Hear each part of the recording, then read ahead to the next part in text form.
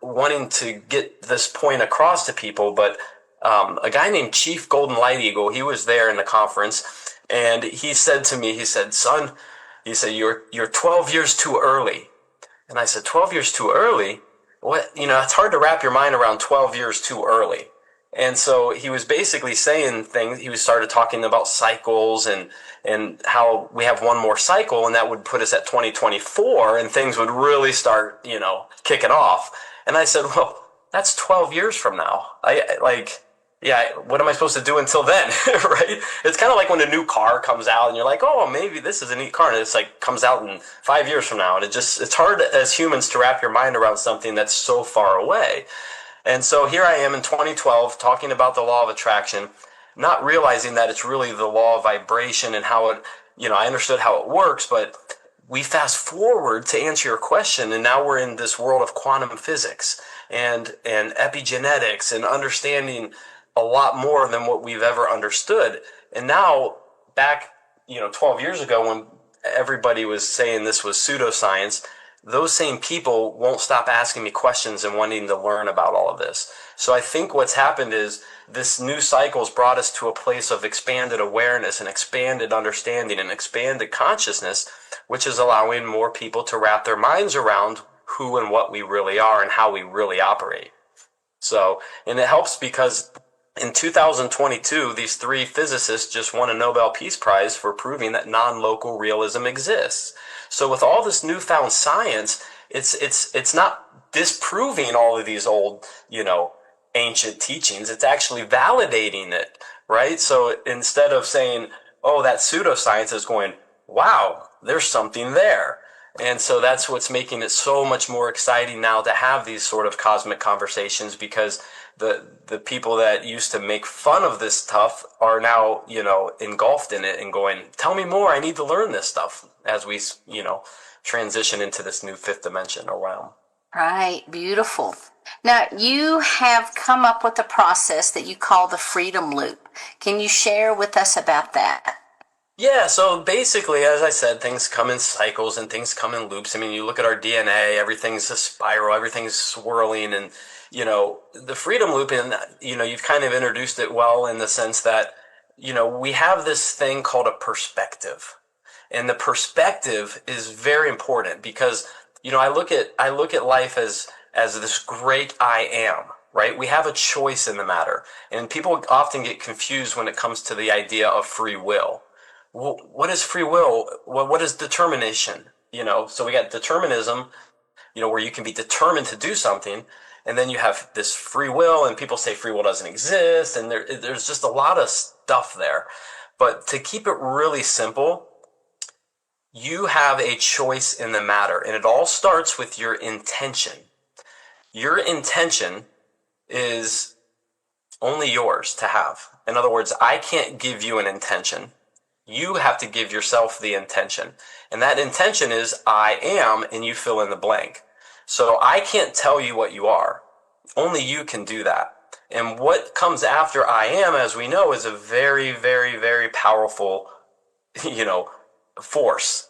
Because if you say I am fear, or if you say I am love, those are two very different powerful energies.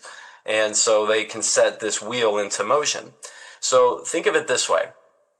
Your perspective is your personal perspective of reality.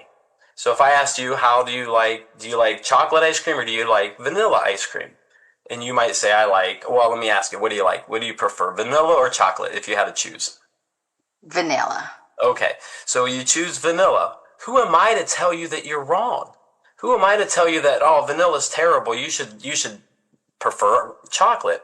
But the idea is when you prefer something, when you make a choice to the universe and you decide and declare, this is who I am, this is what I desire, that sets in motion something called focus. We have something called a reticular activating system in our brain that causes us to focus all of our attention into a certain direction. So if you say, let's use another example. We'll play a game. Let's say you're gonna drive. I wish I knew where you live. Where do you live? Where part of the world are you? I'm in Colorado. Okay, Colorado. So let's just say you go in Colorado, you get in your car and you're going to drive around, 20 minutes and back. And I say, I want you to look for every red Jeep Wrangler that you can find in the next 20 minutes. And when you get back, I want you to text me how many red Jeep Wranglers you saw. So I gave you a perspective. And so I'm going to give you $1,000 for every red Jeep Wrangler that you find on your little 20-minute trip. So you're going to be hyper focused on looking for red Jeep Wranglers because you're like, wow, $1,000, that's a lot of money. So let's just say I give you this perspective and you go out and you drive around and you get back. How many red Jeep Wranglers did you find? 27,000. Yeah, I knew that. Would you stop at a car dealership, drove around back? Oh no, I just called them to me. You know? Yeah, well, there you go. You saw all these red Jeep Wranglers. And I don't know math very well, so let's just see, 27,000. That's a lot of money. Divided by two, carry the one. That's a lot of money. Yeah. Well, so you now have a perception that you saw. Let's just say you saw 10 red Jeep Wranglers, right? So you saw 10 red Jeep Wranglers. So you have a perception that. Now, as you're driving around and you get back and you tell me you saw these red Jeep Wranglers, and I go, well, how many white BMWs did you see?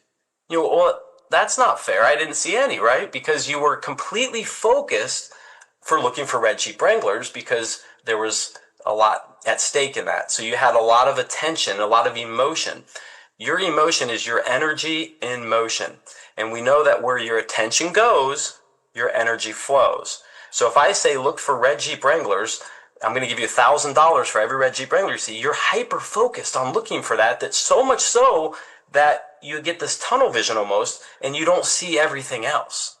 And so what happens is the perspective creates the perception and the perception creates a belief because you have a belief system because you saw it with your own two eyes. You experienced 10 red Jeep Wranglers or however many you saw. So you now have a belief system, which is your faith. And your faith is very real to you because when you believe something, the mind does something really crazy where it brings it to you. Like you just said, it manifests things. And so nothing has any meaning in life except for the meaning that you give it. And so if you're super excited about this opportunity to find red Jeep Wrangler so you can get $1,000 and then you see 10 or 15 or 20 or however many red Jeep Wranglers and you come back and you tell me, hey, Ryan, I saw, 10 red